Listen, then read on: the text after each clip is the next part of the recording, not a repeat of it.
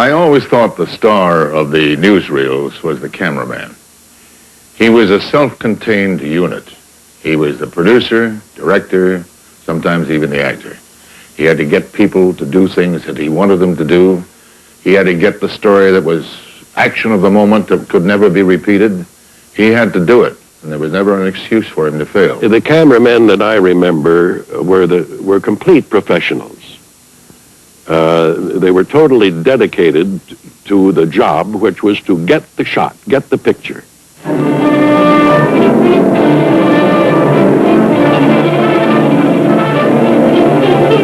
For weeks, the Hotel Nacional, the refuge of deposed Army officers, was surrounded by machine gun and rifle units of the enlisted men's army. In other parts of Havana, too, machine guns bristled.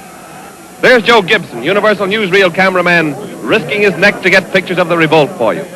I was cranking away, covering the parade coming in, and all of a sudden I heard something, everywhere. I didn't know what it was, but I sort of crouched behind the camera a bit, and the next thing I know, I'm flat on my back. I felt a vibration, and then I tried to get up and look down. I see all the blood coming out through my pants all over on the top of the place there.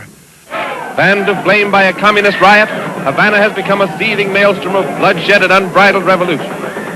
Following the street fighting, the Nacional Hotel was captured by furious assault, and many of its defenders shot down. Wounded civilians caught in the spray of machine gun and volley fill the emergency hospital.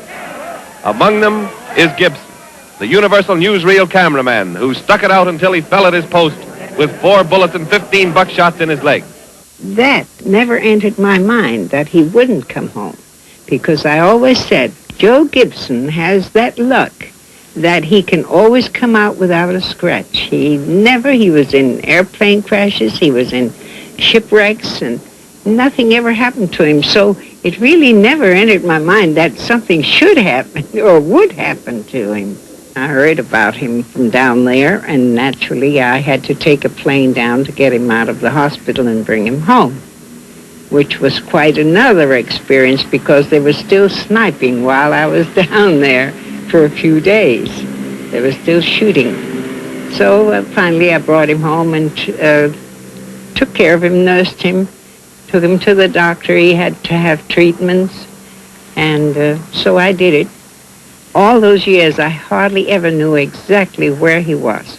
My interest in being a newsreel cameraman was, it was always something different. You wasn't covering the same old scene out in a studio every day. You was out in where all the action was. And I'm telling you, sometimes the action was plenty, but I liked it. I took it on my chest, and sometimes I got the worst of it, but most of the times I come out with some good pictures because I knew that's what the public wanted.